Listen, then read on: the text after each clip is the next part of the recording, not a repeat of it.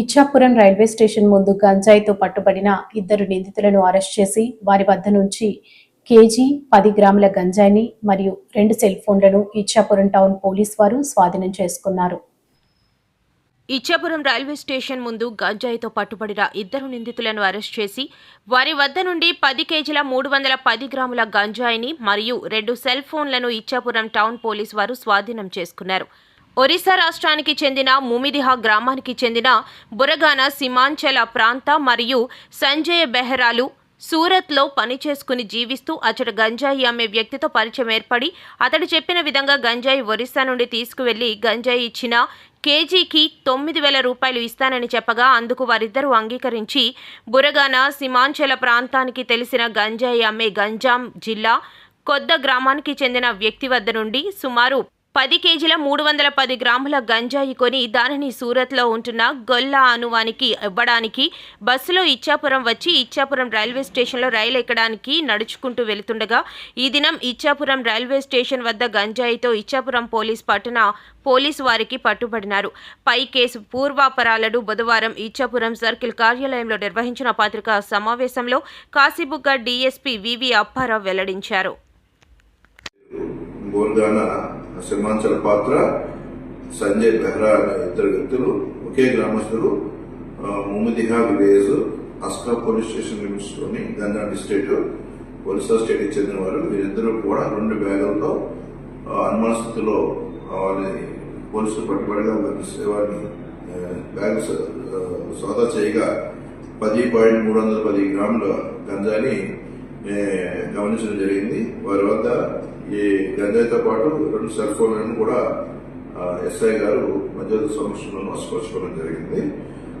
వీరిద్దరూ కూడా గతంలో సూరత్ గుజరాత్ స్టేట్ సూరత్ వద్ద దారా కంపెనీలో పనిచేస్తుండేవారు.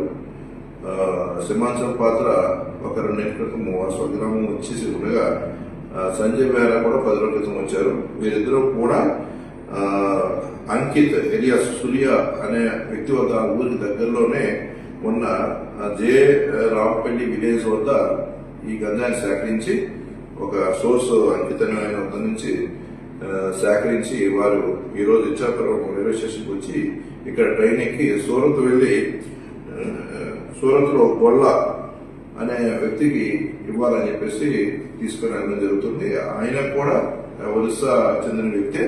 ఆ గొల్లా అనేది కూడా దారా కంపెనీలోని పనిచేయడం జరుగుతుంది. వీళ్ళకున్న ప్రీవియస్ పరిచయం వల్ల ఈ వ్యాపార లావాదేవీలన్నీ కూడా జరుగుతున్నాయి. ఇక్కడ గంజాయి ఒరిస్సాలో గంజాయి తక్కువ రేటు కొని అక్కడ తీసుకొని ఎక్కువ రేటుకి అమ్మే ఉద్దేశంతో ఈ వ్యాపారం జరుగుతుంది. ఇందులో సీమాంచల పాత్ర సంజయ్ బెహ్రా అసిస్టెన్స్ తీసుకుని అతని కొంత డబ్బులు ఒక 5,000 రూపాయలు ఇస్తానని చెప్పేసి ఆయన సాయం తీసుకుని ఆయనతో పాటు ఈ వ్యాపారం చేయడానికి ట్రాన్స్పోర్టర్ గా వ్యవహరించడం జరుగుతుంది.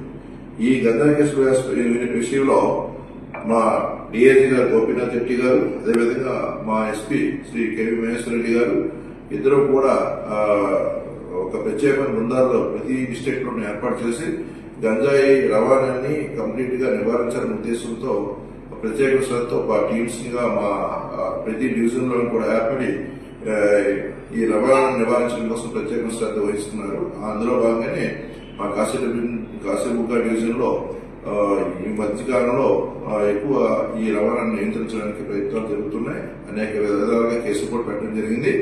ఈ కేసులో ఎవరైనా ప్రాపర్టీస్ వ్యక్తిగత ప్రాపర్టీస్ సంపాదించుకున్న వాటిని వశపరుచుకునే అవకాశం అయితే ఉంది.